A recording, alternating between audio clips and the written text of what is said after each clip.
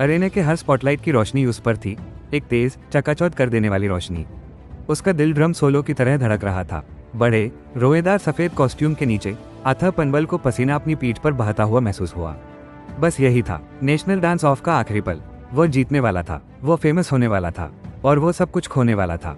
इस पल तक सब कुछ नॉर्मल लग रहा था, लेकिन वो यहाँ था, दुनिया के सामने अपनी असलियत बताने वाला था। एक येटी सूट में आदमी, एक बहुत बड़े सीक्रेट के साथ।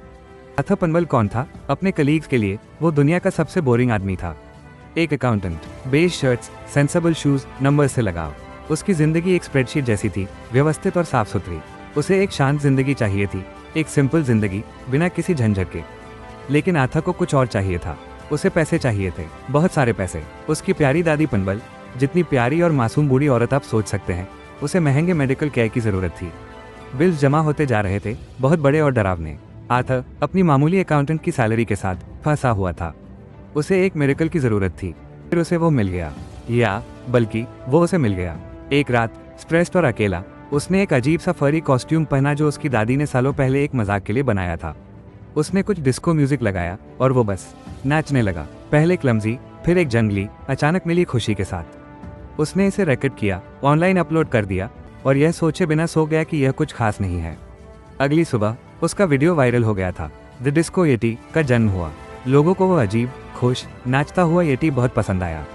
एड्स और अपीयरेंसेस के लिए ऑफर्स आने लगे, और अचानक अथाह के पास दादी पनबल की देखभाल के लिए पैसे थे। उसने अपनी दोनों जिंदगियों को बिल्कुल अलग रखा। दिन में अकाउंटेंट, रात में डिस्को येटी। कोई नहीं, एक भी इंसान उसका फरी सीक्रेट नहीं जानता था। फिर आया national dance off. Grand prize एक बहुत बड़ी रकम थी, जो दादी पनबल के आखिरी, सबसे जरूरी इलाज के लिए काफी थी। लेकिन एक ट्विस्ट था, सभी कंटेस्टेंट्स को फाइनल राउंड में अपना मास्क हटाना था। अथाह उलझन में था। क्या वो खुद को एक्सपोज करने का रिस्क ले सकता था, अपने उबाऊ कोवर्कर्स के सामने अपनी असली एम्बैरेसिंग पहचान उजागर करने का, सब अपनी दादी के लिए? उसे करना पड़ा। उसने हिस्सा लिया, खुद से कहता रहा कि वो जीत सकता है, पैसे ले सकता है, और मास्क हटने से पहले बस गायब हो सकता है। लेकिन जिंदगी ने, जैसा वो हमेशा करती है, उसकी सावधानी से प्लान की गई सीक्रेट में गड़बड़ कर दी। उसकी सबसे बड़ी समस्या दूसरे डांसर्स नहीं थे, वो ब्रेंडा हिगिंस थी, उसकी फर्म में एक साथी अकाउंटेंट। ब्रेंडा बहुत तेज थी, तेज तर्रार, और उसे हर अजीब चीज का पता चल जाता था। उसने अथाह की अचानक अनुपस्थिति पर ध्यान दिया, उसकी बेज जैकेट्स पर ग्लिटर की अजीब सी चमक, जिस तरह से उसे कभी कभी ड्राई आइस और घबराहट की हल्की गंध आती थी। ब्रेंडा उसे देखने लगी, डरावने तरीके से नहीं, बल्कि एक बहुत परेशान करने वाले, हाईली ऑर्गेनाइज्ड, स्प्रेडशीट बेस्ड तरीके से। अथाह ने सावधान रहने की कोशिश की, लेकिन जितना उसने छिपने की कोशिश की, ब्रेंडा उतनी ही सस्पिशियस हो गई। वो काम से जल्दी निकल जाता, डेंटिस्ट अपॉइंटमेंट का बहाना बनाकर, सिर्फ ब्रेंडा द्वारा सीक्वेंस खरीदते हुए पकड़ा जाने के लिए।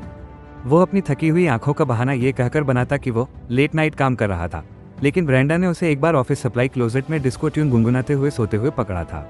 उसकी पैरानोया बढ़ गई। क्या ब्रेंडा उसके डिस्को येटी सीक्रेट पर थी? उसे लगने लगा कि हर कोई उसे देख रहा है। उसने बेगुनाह कमेंट्स में छिपे मतलब देखे। जब उसके बॉस ने पूछा कि क्या उसकी स्पार्कलिंग पर्सनैलिटी है, तो अथाह लगभग बेहोश हो गया। उसने अजीब बहाने बनाना शुरू कर दिया, ऐसे कॉम्प्लिकेटेड एलिबाइज बनाए जिनमें अक्सर वो ऊन के एक बड़े गोले में फंसा हुआ होता या खोई हुई गिलहरियों के झुंड की मदद कर रहा होता। हर झूठ ने उसे और गिल्टी बना दिया। एक शाम, एक बहुत थका देने वाले प्रैक्टिस सेशन के बाद अथाह जल्दी से घर भागा। वो जानता था कि ब्रेंडा उसके पीछे थी, उसे बहुत सावधान रहना था। उसने अपनी कार को अपने घर से थोड़ी दूर सड़क पर खड़ी देखा। उसका दिल उछलकर गले में आ गया। वो सच में ऐसा कर रही थी, वो सच में उसे एक्सपोज करने वाली थी। वो झाड़ियों में छिप गया, एक आधा उतरा हुआ येटी हेड पहने और उस रात जीता हुआ एक ट्रॉफी पकड़े हुए। झाड़ियों से उसने ब्रेंडा को अपने फोन पर बात करते सुना। हाँ, मुझे यकीन है, उसने कहा। उसकी आवाज़ तेज और गंभीर थी। सबूत जमा हो रहे हैं। मुझे लगता है कि वो एक पूरा ऑपरेशन चला रहा है, कुछ वाकई इल्लिसिट। अथाह का खून जम गया। इल्लिसिट? क्या ये सिर्फ एक डिस्को डांसर होने से भी बुरा था? उसने न्यूज़पेपर की हेडलाइन सोची, दिन में अकाउंटेंट, रात में डिस्को डिविन। डांस कंपटीशन तेज हो गया। अथाह द डिस्को येटी के रूप में क्राउड का फेवरेट था। उसके अजीब मूव्स और जबरदस्त जोश ने सबको जीत लिया, लेकिन फरी कॉस्ट्यूम के पीछे वो बिखरा हुआ था।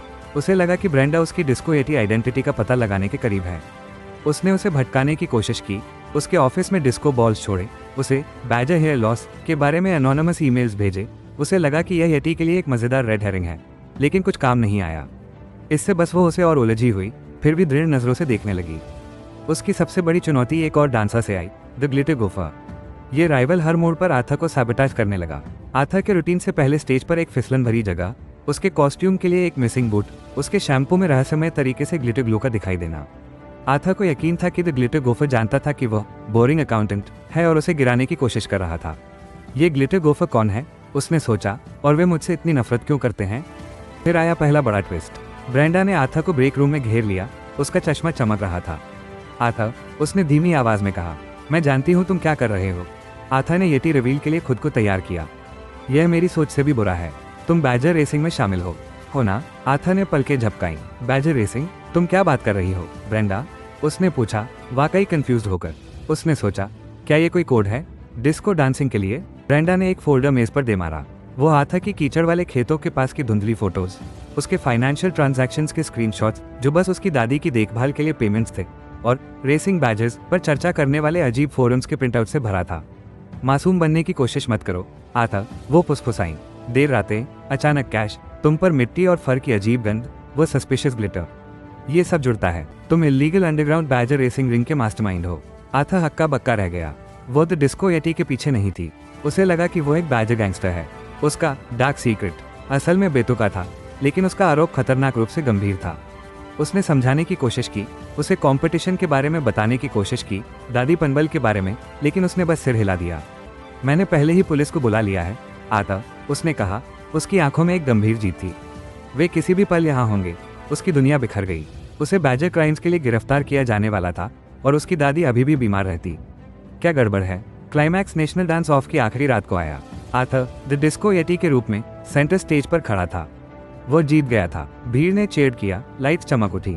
होस्ट बैरी नाम के एक बहुत टैंड आदमी ने माइक्रोफोन आगे बढ़ाया, और अब बैरी ने गर्जना की, वो पल जिसका आप सभी इंतजार कर रहे थे। The grand reveal. कौन है द डिस्को येटी। आथर धीरे से अपने येटी हेड की तरफ बढ़ा। उसके हाथ कांप रहे थे। उसे दूर से सायरन्स की आवाज सुनाई दे रही थी। बस यही था, बेइज्जती, गिरफ्तारी। उसने एक गहरी सांस ली। जो होगा सो होगा, उसने सोचा। जैसे ही उसकी उंगलियों ने जिपर को छुआ, अरेना के दरवाजे धड़ाम से खुल गए। ब्रेंडा हिगिंस वहां खड़ी थी, 2 पुलिस ऑफिसर्स के साथ। उनके बैजेस चमक रहे थे। फ्रीज, उसने आथा की ओर इशारा करते हुए चिल्लाया। वो है द बैजर किंग, मेरा मतलब आथा पनबल। वही अंडरग्राउंड बैजर रेसेस चला रहा है। भीड़ ने गास्प किया। बैरी कंफ्यूज लग रहा था। Badger king, the disco Yeti का क्या हुआ। आथा कोई और रास्ता न देखकर अपने कॉस्ट्यूम का जिपर खोला। येटी हेड उतर गया। उसका सादा अकाउंटेंट चेहरा सामने आया। भीड़ ने फिर गास्प किया, इसलिए नहीं कि वो बैजर किंग था, बल्कि इसलिए कि द डिस्को येटी आथा पनबल था। ब्रेंडा का चेहरा सफेद पड़ गया। उसका मुंह खुला रह गया। आथा पनबल, द डिस्को येटी, लेकिन बैजर्स। फिर भीड़ से एक आवाज ने सन्नाटा तोड़ दिया। एक जानी पहचानी आवाज। ओह ब्रेंडा, हनी, बेचारे लड़के को नाचने दो, वो बस पहुंचने वाला है। ये दादी पनबल थी। उन्हें एक ऑर्डरली व्हीलचेयर पर लेकर आया था। वो बिल्कुल हेल्दी लग रही थी। उनकी आंखों में शरारती चमक थी। उन्होंने अपनी बाह के नीचे एक छोटा, फरी, छटपटाता हुआ जानवर पकड़ा हुआ था।